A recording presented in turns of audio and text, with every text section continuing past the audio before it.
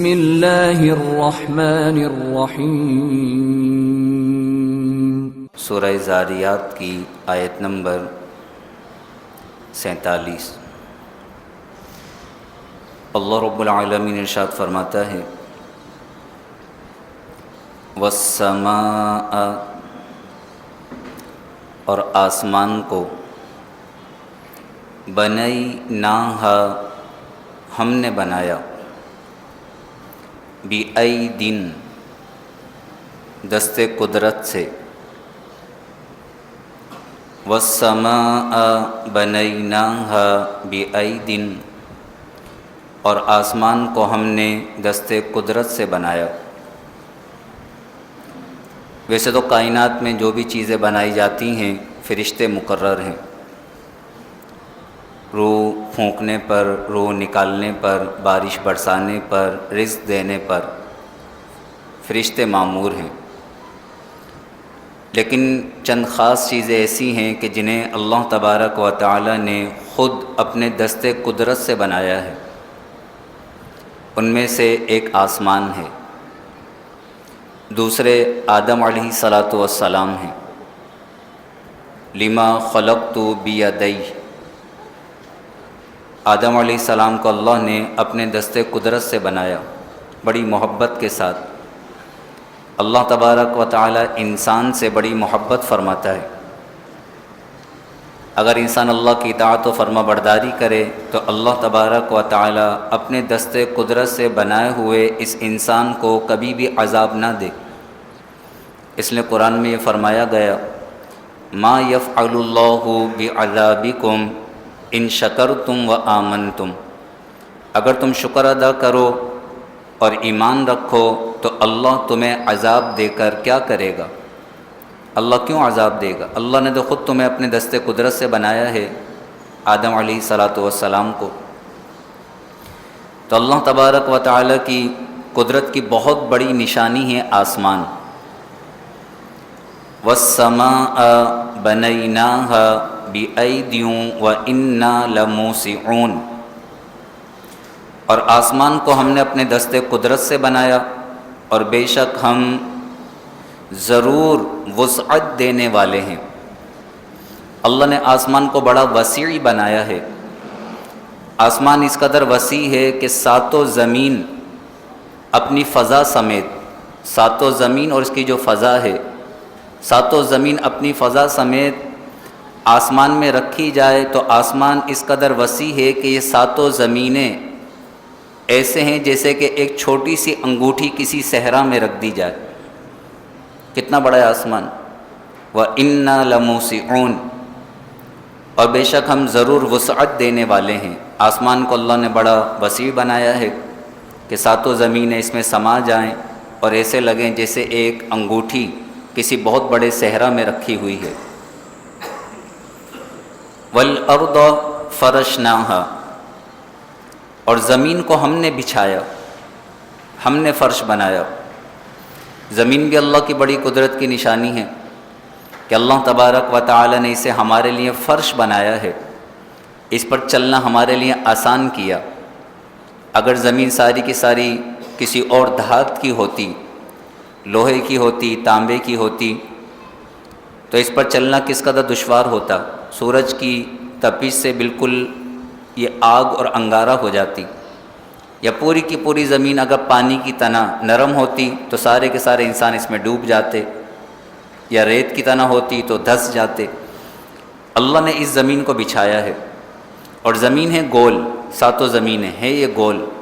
گول ہونے کے باوجود زمین اس طرح بچھی ہوئی ہے کہ اس پر ہم آرام سے چلتے ہیں، پھرتے ہیں۔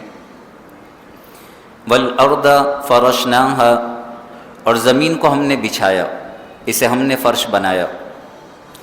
فَنِعْمَ الْمَاہِدُونَ، تو ہم کیا ہی اچھے بچھانے والے ہیں، کتنے اچھے انداز کے اندر ہم نے اس زمین کو بچھایا ہے، بچھونا بنایا ہے۔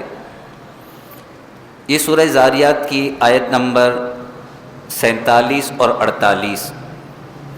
وَالسَّمَاءَ بَنَيْنَاهَا بِأَیْدٍ وَإِنَّا لَمُوسِعُونَ وَالْأَرْضَ فَرَشْنَاهَا فَنِعْمَ الْمَاہِدُونَ، ان دونوں آیتوں کو نماز کے بعد 3 مرتبہ پڑھ کر انگلیوں کے پوروں پر پھونک مار کر آنکھوں پر پھیر لیا جائے تو اللہ تبارک و تعالی آنکھوں کی بینائی میں بے حد اضافہ فرما دیتا ہے۔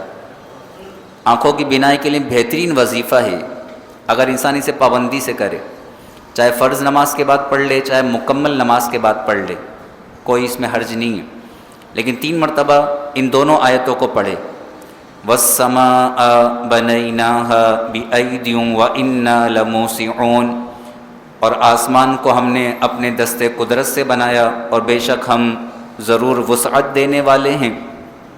وَالْأَرْضَ فَرَشْنَاهَا فَنِعْمَ الْمَاهِدُونَ، اور زمین کو ہم نے فرش بنایا اور ہم کیا ہی اچھے بچھانے والے ہیں۔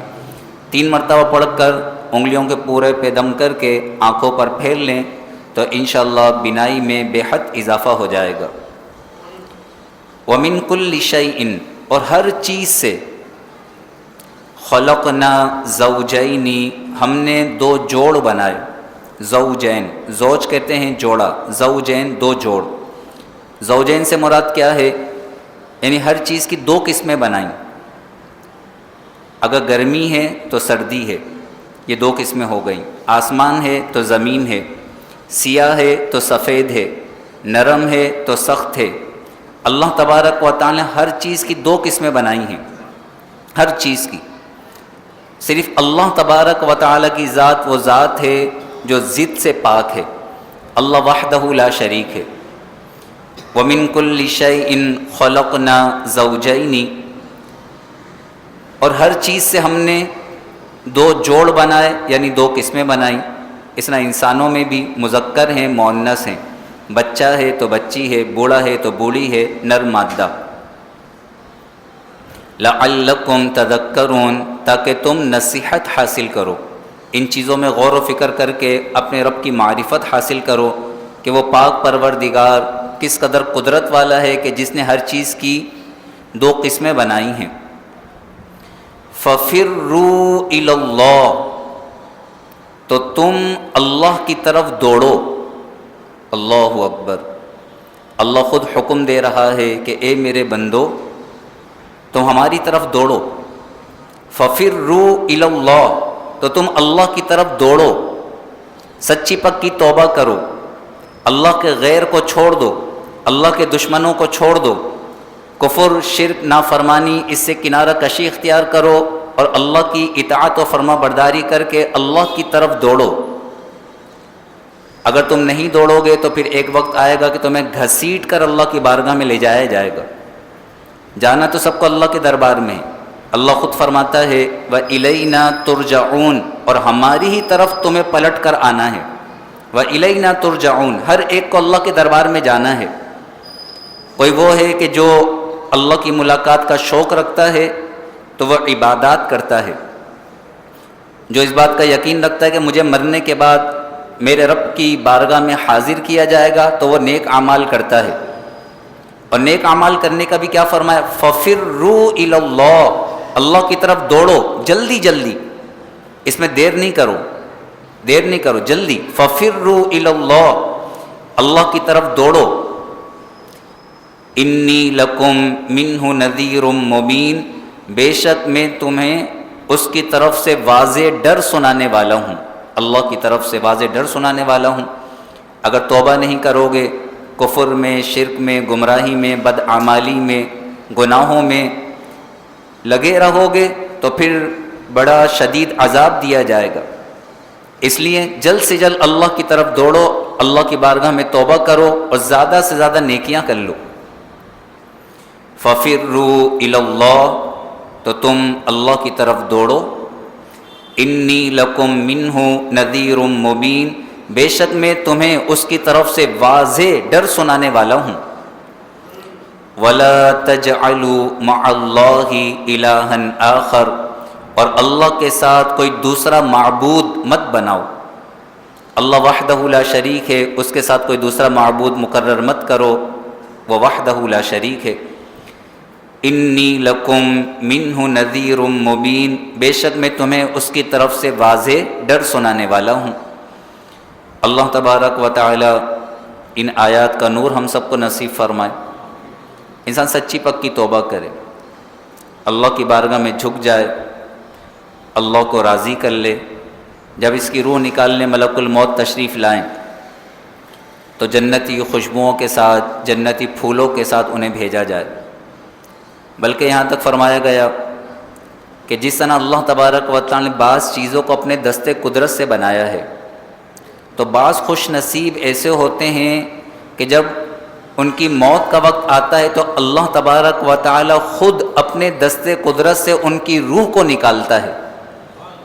ویسے تو ملک الموت عزرائیل علیہ السلام مقرر ہیں، لیکن وہ اللہ کے اتنے پیارے بندے ہوتے ہیں، اللہ ان سے اس قدر راضی ہوتا ہے کہ ان کے اعزاز کے لیے اللہ تبارک و تعالی خود ان کی روح کو ان کے جسم سے نکالتا ہے.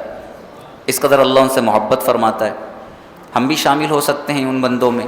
سچی پکی توبہ کریں، اللہ کو راضی کریں، ہر عمل کے اندر صرف اللہ کی رضا کو پیش نظر رکھیں، اللہ کی رضا کے لیے کوشش کرتے رہیں. فمن کان یرجو لقاء ربہ، جو کوئی اپنے رب سے ملاقات کی امید رکھتا ہے، لقاء ربہ، جو کوئی اپنے رب سے ملاقات کی امید رکھتا ہے، فلیعمل عملا صالحا، چاہیے کہ نیک عمل کرے، ولا یشرک بعبادت ربہ احدا، اور اپنے رب کی عبادت میں کسی کو بھی شریک نہ ٹھہرائے. نیک اعمال اور شرک اور کفر و گمراہی سے بچنا. جب انسان اس طرح اللہ کی بارگاہ میں حاضر ہوگا تو اللہ تبارک و تعالی خاص کرم فرمائے گا. وآخر دعوانا ان الحمد للہ رب العالمین وصلی اللہ تعالی علی خیر خلقہ ونور عرشہ سیدنا و مولانا محمد وعلی آلہ واصحابہ اجمعین. آمین برحمتک یا ارحم الراحمین.